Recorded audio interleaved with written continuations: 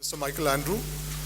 Michael is currently Group Director of Talent and Leadership Development for Etisalat and is responsible for development of the company's operating CEOs, board directors, and the entire C-suite of executives.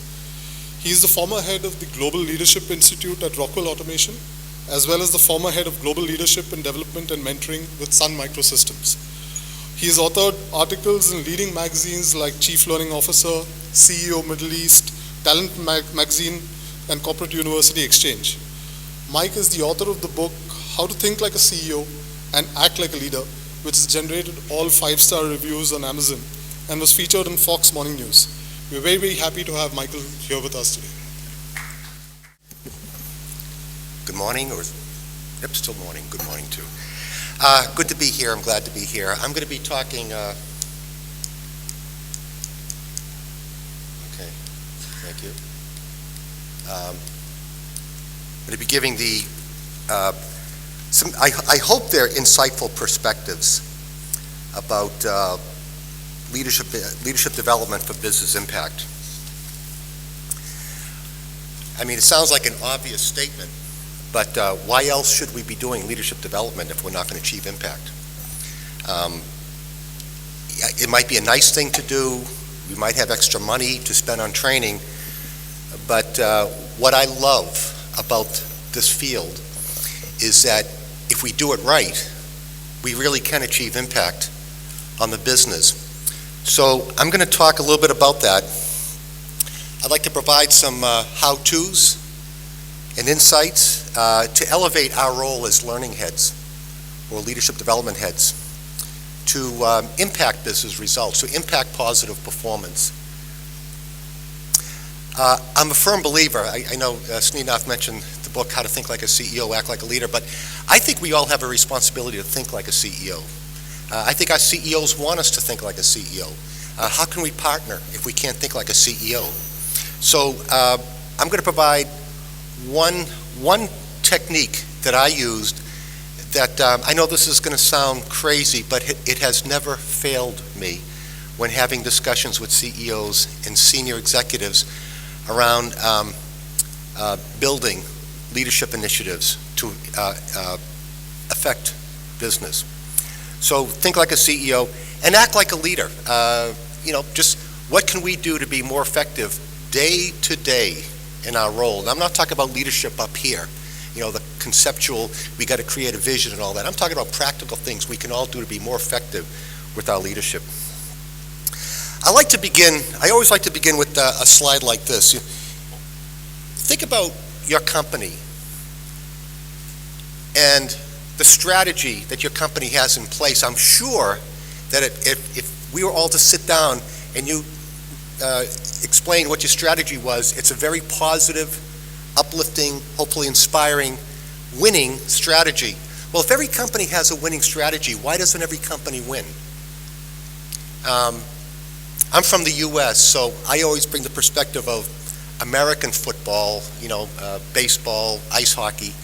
But even here, when you look at cricket, rugby, soccer, at the beginning of each season, when you read the newspapers, every team talks about a winning strategy. They're optimistic about the year. Everybody. So if everybody is optimistic and they plan on winning and coming in first, why doesn't everybody win? So I hope you can see those quotes. Can you read the quotes okay?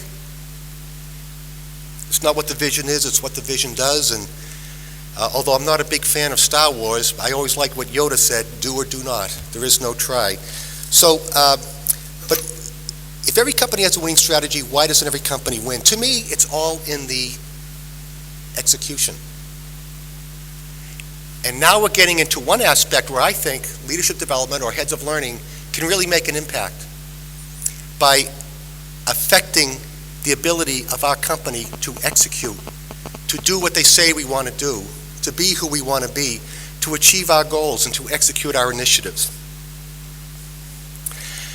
I started my career in finance, and many years ago I made a switch to this field because it's a field I always wanted to get into. And so being in this field, like most of you, or probably all of you, I've read a lot of books on leadership. And if someone were to say, define leadership, we'd get all different definitions of leadership in this room. If you Google the word leadership, you get, I think it's like 200 million things on leadership on Google. Everybody, if you get on LinkedIn and write the question, what is leadership? You'll get an immense amount of replies, people with different definitions of leadership. So I took a stab at it. And I tend to be a very simple guy. I try not to make things complicated. And to me, based on all my years of experience and reading and everything else, I came down to leadership as being one simple thing. I mean, it's a lot of things, I know, but if I could summarize it, it's the ability to achieve results consistently, but do so with integrity.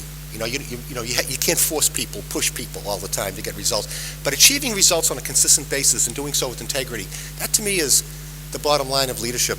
So I put together this little framework that leadership is all about achieving results, doing so with integrity, and strategy is all about execution. The most articulated, the most well-articulated strategy in the world will be meaningless if it's not executed. So if we focus on execution strategy, leadership results, okay, that's the bottom line. It's winning. Winning through business performance, in my opinion. So take that same framework, what does it mean to us as heads of learning, as heads of leadership development? That's where I want to take this.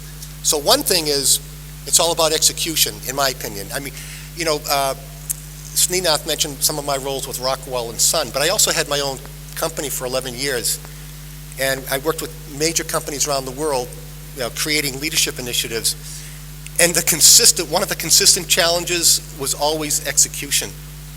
So that's a role that we can play, heading up learning.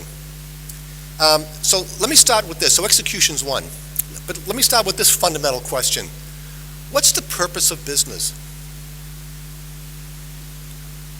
Okay, certainly we want to make money. We want to add value. Okay, great responses, and I absolutely agree. But let me quote Peter Drucker. Have you heard of Peter Drucker?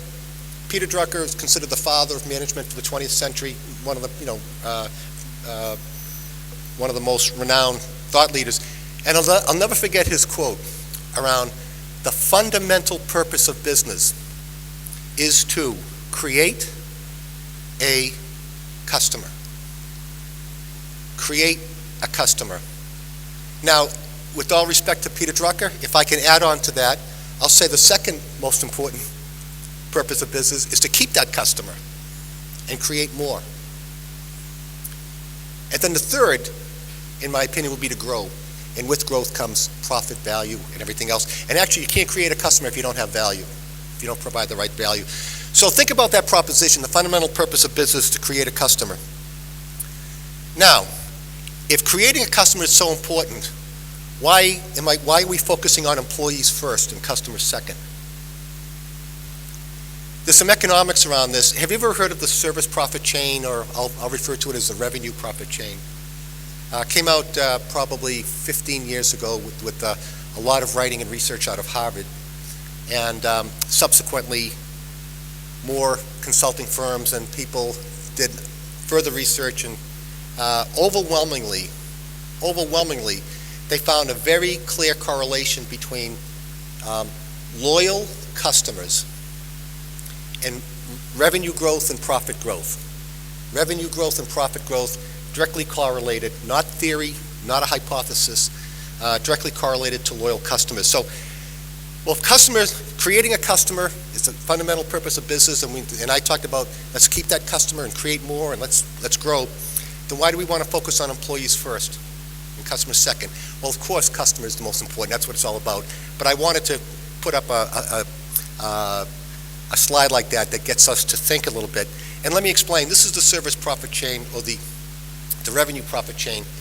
I mentioned very clear correlation of everything on this chain. The clearest correlation is the relationship between loyal customers and revenue and profit growth. But how do you get loyal customers? I mean, how do you, to me, it's all about consistent delivery of service, consistent value, maintaining the brand. Look what Emirates Airline is doing with their brand. Look what Saudi Aramco does with their brand. Some of my colleagues from some of our operating companies like Mobily in Saudi Arabia, in Misr in Egypt, they're doing incredible things with their brand and creating customers, keeping those customers, creating more customers, and growing the business. We're very proud of what they've done.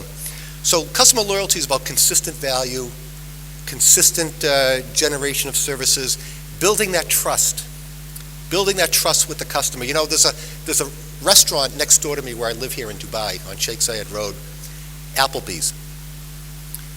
You know, Applebee's is your average restaurant. It's, you know, it doesn't have the highest, you know, you don't spend a lot of money in Applebee's. You don't get the highest quality. Actually, almost every time I walk out of Applebee's, I'm almost sick because I'm eating greasy food or, you know, fajitas or, you know, too many appetizers. So I don't feel really healthy after I walk out of Applebee's. But I'm a loyal customer. Why am I a loyal customer? Because when I go in there, the staff absolutely treats me like I've never been treated before. So I love going in there. It's almost part of my social life out here because I'm pretty boring. I don't do much. So after work, I might go to Applebee's. I'll go once or twice a week. They greet me. They're great to me. So I've been a loyal customer. And by being a loyal customer, I haven't calculated, but you can imagine by eating there twice a week over 2 years how much money they've made off me. So before you get to customer loyalty, you've got to be a satisfied customer. And we have to work hard to make that leap from satisfied customers to loyal. Because there's really economics behind loyal customers.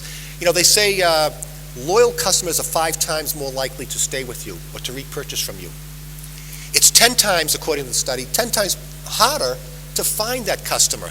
So it's easier to keep them. But loyal customers, they enjoy the relationship. Price isn't much of a factor, believe it or not, with loyal customers because they want to continue to do business with you. And they know how to do business with you. So there's some economics around that. And they spread the word. So to get satisfied customers, you have to have consistent quality of your product or services. Okay? Value. But how do we get that?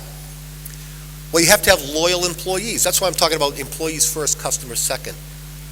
Loyal employees. There's a saying that employees who are not loyal are unlikely to build a cadre of customers who are.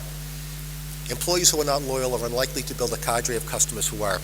So building that strong cadre of loyal employees. You know, I love the gentleman before us, Fauzi, talking about recognizing the underutilization of human capital and doing something about it.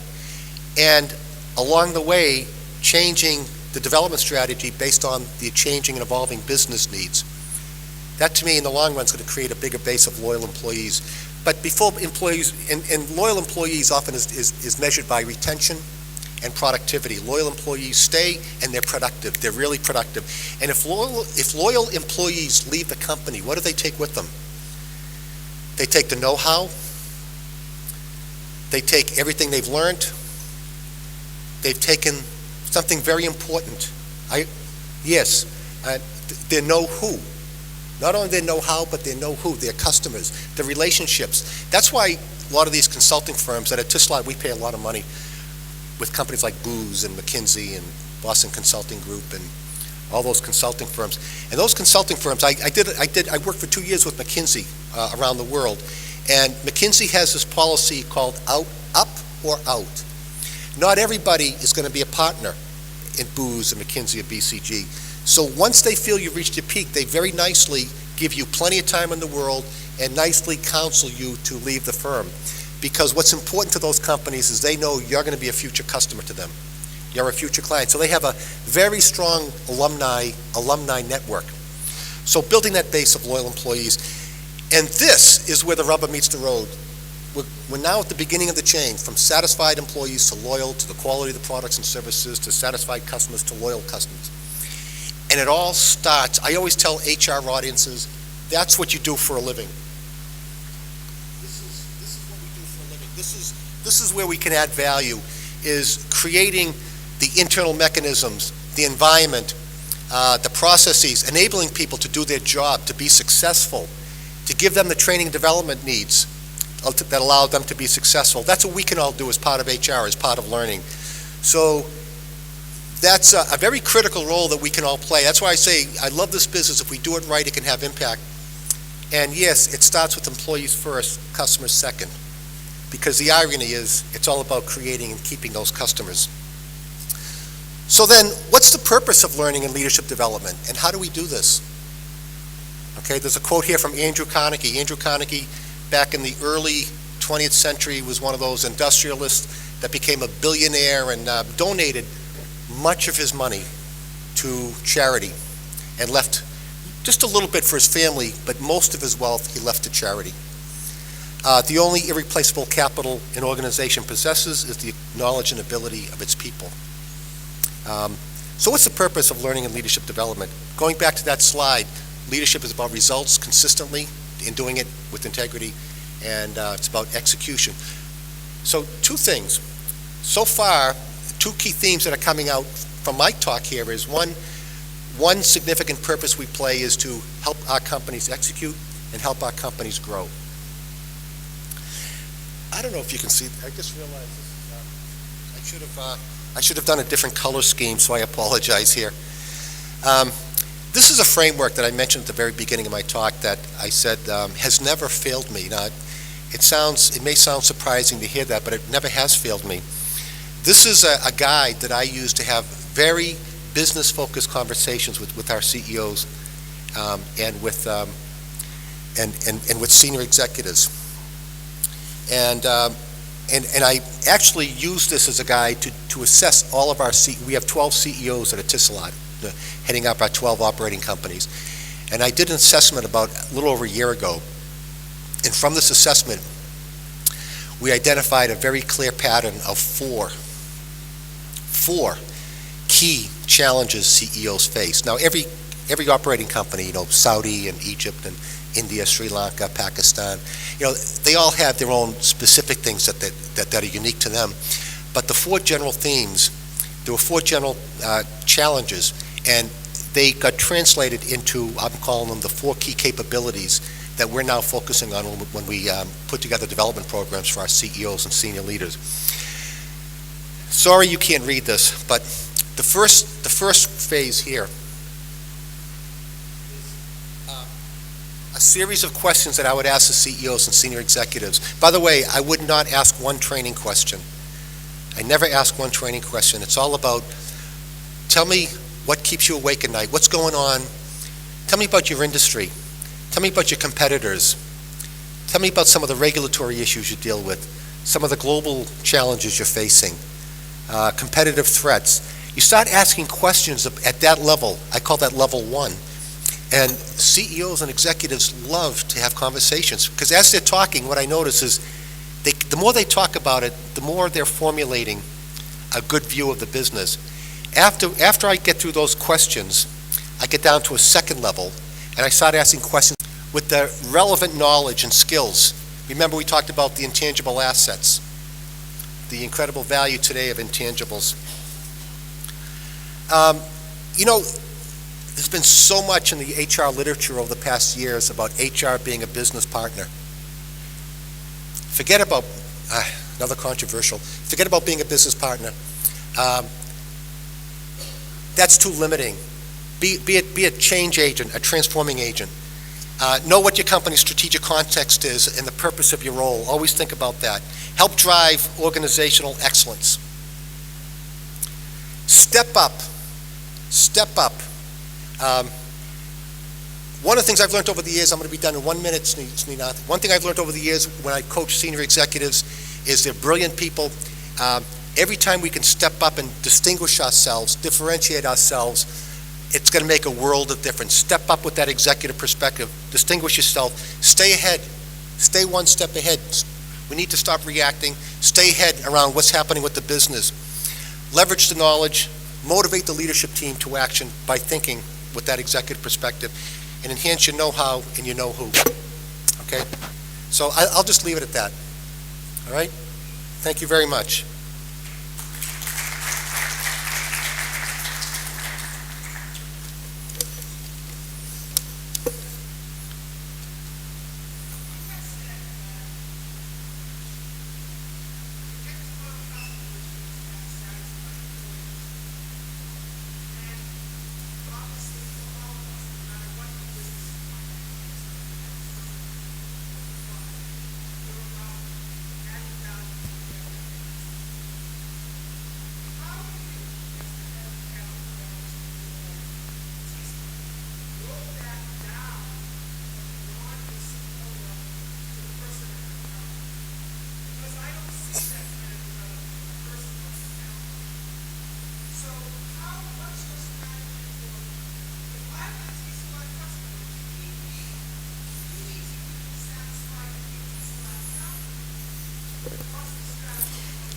Yeah. Yeah.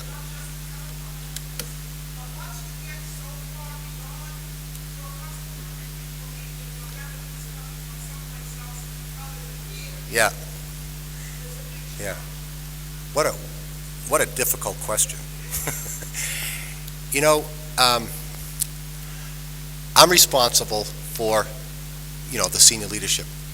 Now, I wasn't supposed to talk about the four capabilities, but one of them, I will slip this one.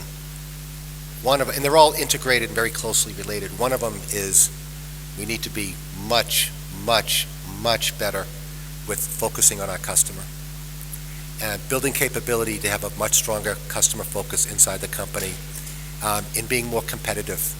If you're not competitive, you get lazy.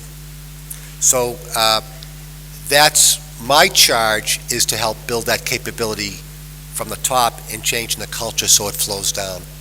But that's what we're trying to do. And that's when you remember that line going up.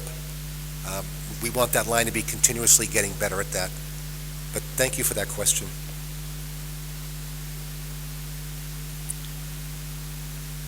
Okay. Yes.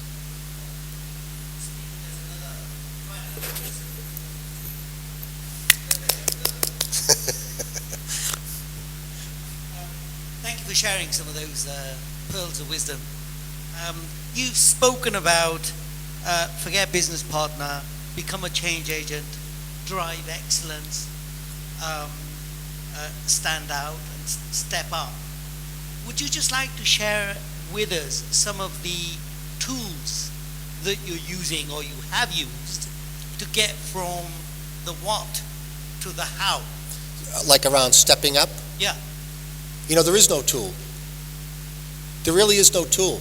It's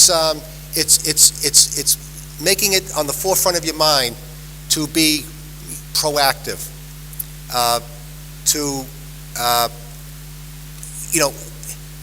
If most of us aren't thinking in a way to step up, but if I want to distinguish myself, and if we want to distinguish myself, I need to find ways to step up in a respectful manner and present a business case for what we should do and why we should do it.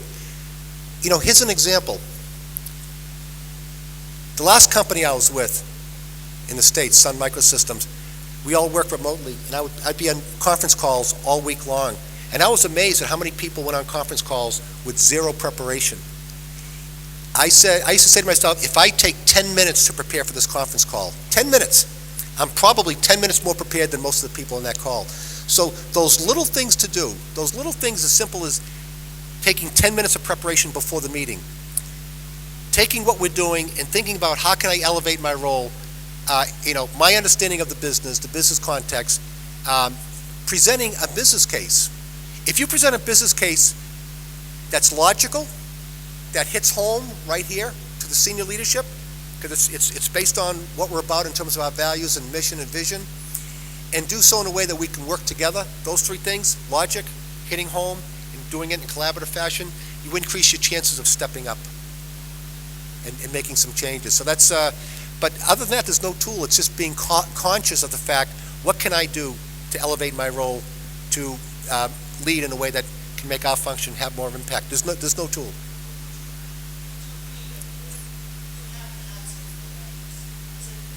That's it. That's it. Yeah. Yeah.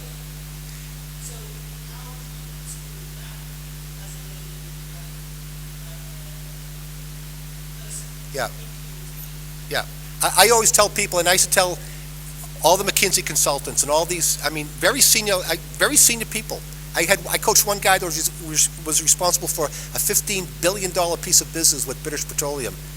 And as good as he was, we found opportunities for him to stay one step ahead, to lead in a more proactive fashion rather than react. So you hit a key word.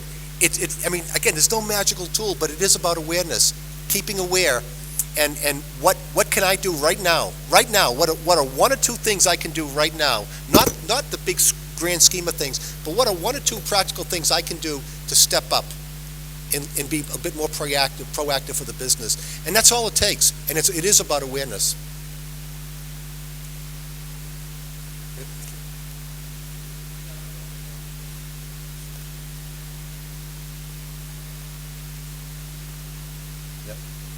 What's the implication in our daily work? Does that mean, I just understand that one. Yeah. Does that mean concentrating on Relationships. attracting people also who knows Oh, how, okay. and just giving it like Okay. Thank you for that question. Thank you for that question. And I'm glad you asked it for clarification on that. What I mean by know who is our network of relationships inside the company and outside. And would you agree that the more people you have relationships with inside the company, the more productive you can be? Because you know who to call, you know who to go to. And I'm speaking as someone who's lived here for 2 years, but has been coming here off and on since 1996. I know the value, how important relationships are in the Middle East culture. In the U.S., where I came from, we say relationships are important, and they are, but performance is the key thing. And if you perform well, then relationships develop. Here, performance matters, but relationships matters a lot. So it's building your network of relationships inside the company and also outside. So that's what I refer to as the know-who, your network. I hope that helped. Okay. Thank you very much. About the company, the direction, the vision, the strategy, the mission, how it all relates to the challenges they just explained to me. So now I have 2 different levels of context. The external, about the industry, the competitive, excuse me, the regulatory, and so forth, and what's going on with the company in terms of direction, strategy, goals. Now I've got 2 levels of context. Now this is where it really gets critical. I bring it down to a 3rd level. And I ask these senior executives, based on what you just told me around the challenges you face, the direction of the company, what does the organization, not what type of training do you need, what does the organization need to have in place to achieve those goals, to execute your strategy? Tell me. And they've been thinking about it. They know. And again, they love to have those conversations. And, when years ago, I first started doing this, Prudential, you may have heard of Prudential Insurance. They called me in because they were, after 125 years of being a private mutual company, they were now becoming a public, demutualized company. And so they wanted to get the top 600 executives worldwide on the same page, totally aligned, ready to move forward in a public, demutual environment after working in an environment where it was private, a private mutual company. So I asked these series of questions, and the responses I got were amazing. And I saw a pattern in the answers. So we built a leadership program for the top 600 to get them aligned, on the same page, ready to move forward. And what are the implications to them as leaders now working in a public demutual environment? And we came across, there's usually 3 to 5, we came across those key organization-wide, I call them capabilities, but those major things you have to have in place in the organization in order to be very successful at becoming now a public demutual environment. The same thing with, I'll tell you another story if you don't mind. A Hallmark, you've heard of Hallmark cards. I worked with Hallmark. I didn't realize it was a private company owned by a family with the last name of Hall. And I met the grandson of the founder. Very, very, very nice guy, unassuming guy. And I got a call from this consulting firm in New York, and they said, Mike, we got this project with Hallmark, and the CEO just threw us out. It looks like we lost the project. And because they had business faculty from some of the business schools go in, and who knows what they were doing, but the CEO didn't like them. And they said, do you have any suggestions what you can do? Because we'd like to win this business back. I said, well, this is what I would do, and I walked them through this framework. I said, okay, let's give it a try. So we went out there, we met with the chairman individually, the chairman, the CEO, the CFO, and amazingly, they were just totally engaged in these types of conversations. The consulting firm won the business back because they knew that we were focusing on something that's really important to them about the business. Because what happened with Hallmark is, again, they were about 130 years old. They made greeting cards. That's all they did. They made greeting cards. And they were best in the world at operationalizing business. They were a high profit in one, enormous profit in just one greeting card because they knew how to operationalize that. Now, the greeting card industry stopped growing. It plateaued. There's online greeting cards and everything else. So it stopped growing. So how do they renew themselves to get into other business growth platforms, they called? So we created a leadership program to help them look at new businesses to get into aside from greeting cards. So these discussions were what the CEO, the chairman, the CFO, the executive team really wanted to have. And as a result, the business moved forward and they created TV stations, an overnight flower delivery. They had some renewal things they did with the greeting cards and some other businesses. So it was an interesting success, but never once was a conversation about training. So after you do all that, the fourth step is to just synthesize everything you've talked about, and you'll see the patterns. I mentioned that's what I did at Etisalat. So we saw 4 clear patterns from our CEOs. If you don't mind, I'm not allowed to share them, but there were 4 clear patterns that came out of our CEOs. So all of the development I do for our CEOs and board directors is built around those particular challenges. You've heard of Fortune magazine. Every year Fortune magazine comes out with the global most admired companies, as well as the U.S. Fortune 500 most admired companies. And this is the criteria they use to determine who are the most admired companies in the world. Now, do you think learning and development or leadership development has any impact on these? People management, quality of management, social responsibility, innovation. Think about the role that we can play in creating an environment for the organization to be more innovative. Do we have an impact on enhancing and innovating, creating new products, and improving the quality of our delivery of services? Absolutely. This is where we can achieve impact. The use of corporate assets. You may have heard the story. Merrill Lynch did this breakthrough study a number of years ago.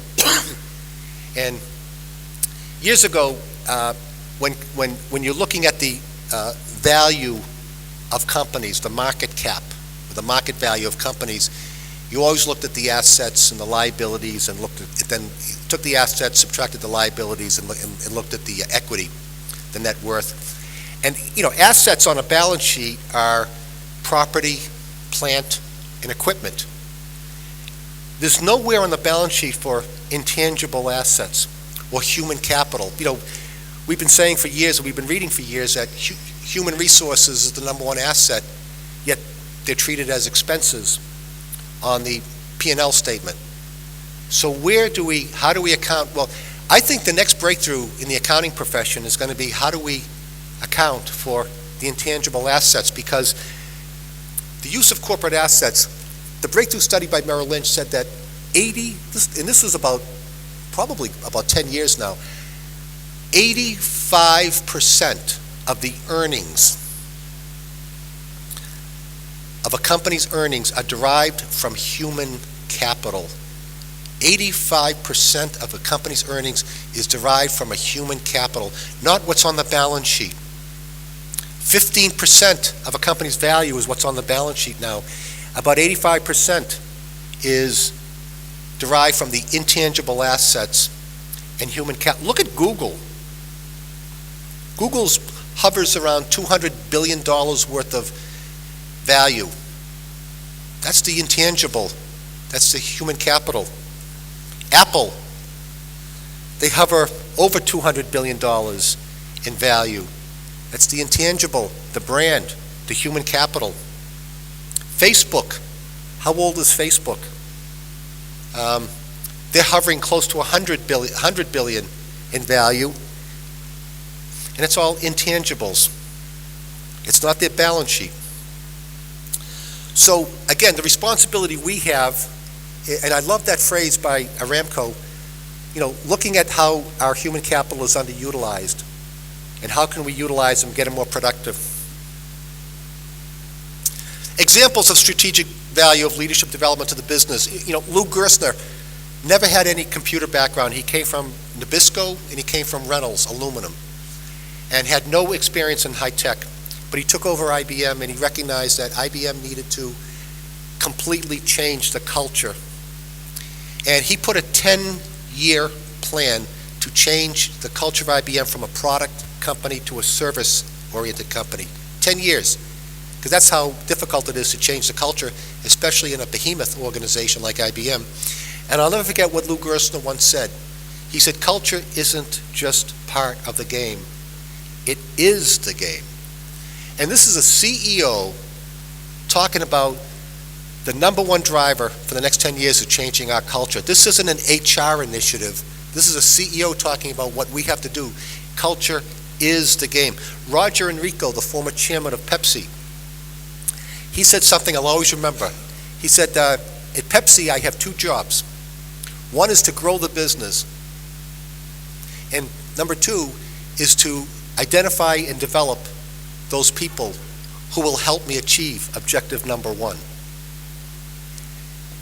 There's the charge for learning and development and leadership development right there.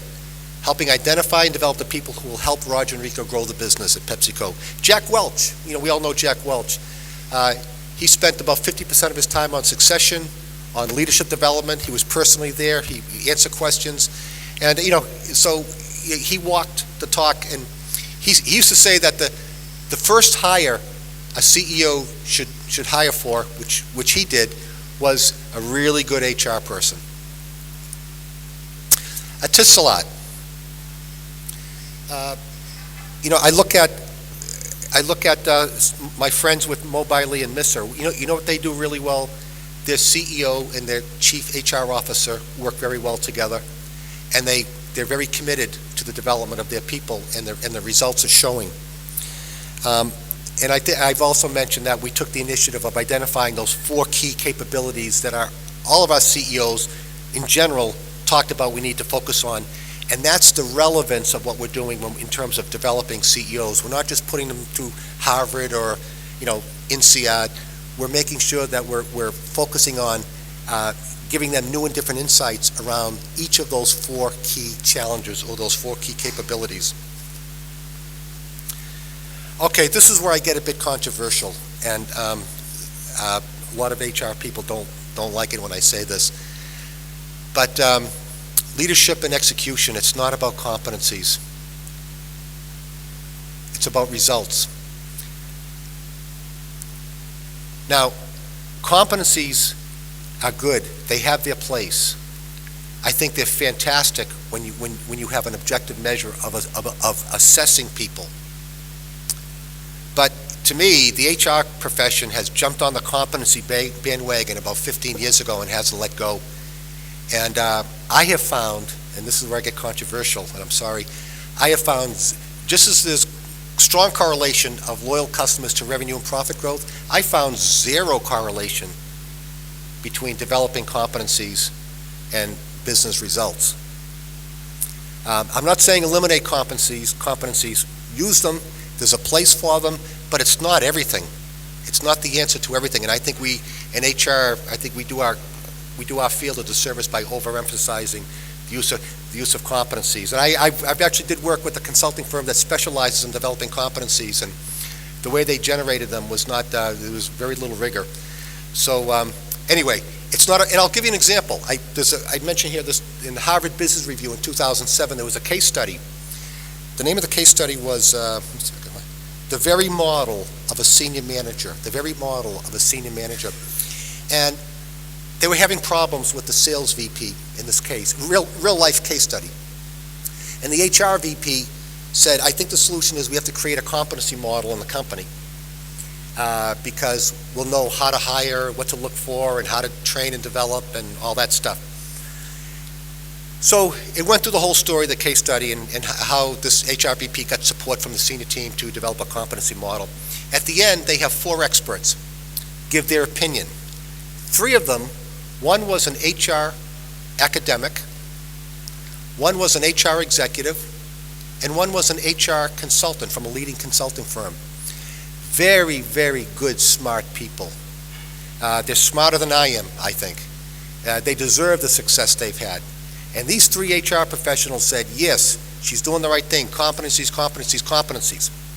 The 4th person was a chairman and CEO of a Fortune 100 company. And he said, no, they're tackling the wrong problem. You got to focus on changing the culture if you want this company to improve. Competencies is not going to work. To me, it sounds like business jargon.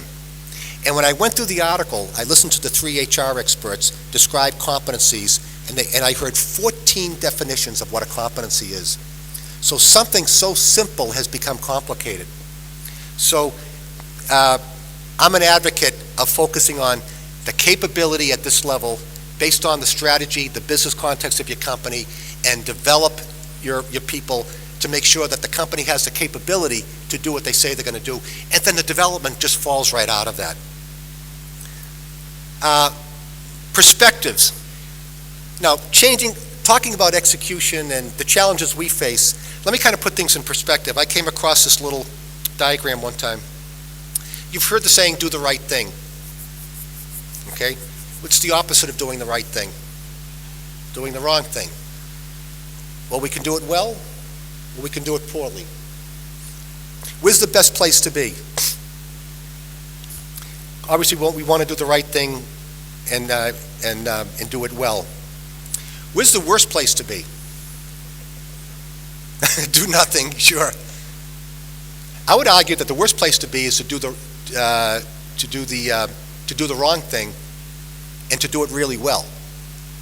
You know, some of the conversations this morning were about businesses changing, businesses evolving. You know, there's an old guy from the States, Will Rogers. He came out with all these sayings, and he once said that if you always do what you always did, you'll always get what you always got. So if you always do what you always did, you'll always get what you always got. So sometimes companies, they're not evolving, they're not changing, and they're still not changing with the world, but they're still doing things the old way. They're doing the wrong thing, but they're world class at it. So the challenge is to do the right thing. And we're not going to start off doing it well. The challenge is to do the right thing, but at least start doing the right thing. And this is where we come in, I think. We come in right here. We get the company to start continuously improving, and little by little, or hopefully leaps and bounds, we end up doing the right thing, and we end up doing it really well. That's the challenge, and that's where we can have an impact as learning and development heads. I also believe as leaders, you've heard this, I've already talked about know-how and know-who. I'm a big believer that not only do we have to enhance everybody in the company's know-how, but I think we have to enhance everybody's know-who. I try to enhance my know-who. An event like this is an opportunity to enhance our know-who. Colleagues in the industry in the Middle East, people that we now know we can call outside the company, and certainly building our know-who inside the company. How many of you have ran learning programs and development programs, and people would say, I learned some good things, but the biggest value was the new relationships I made. I now know who to call to get a decision made or to get answers on some certain things. Building that know-who is probably even more important than our know-how. So, some thoughts I have about elevating our role. And I like to use the word elevating our role to Chief Development Officer. And what I mean by that is I'm not talking research and development. I'm talking about making sure that we work hard to help the company identify those capabilities company-wide or organization-wide that we need to develop in order to achieve our objectives and execute our strategy. That to me is where the greatest impact is. That's thinking like a CEO. So be a business person first. learning professionals second. Our leadership needs all the help they can get. We all need all the help we can get. So when we can help think at that level and guide them through their thinking, and the more we think like an exec with that executive perspective, the more we're understanding the context, and we can come up with the right solutions. So it's all about identifying and building the capability to achieve these goals and execute the strategy. Developing human capital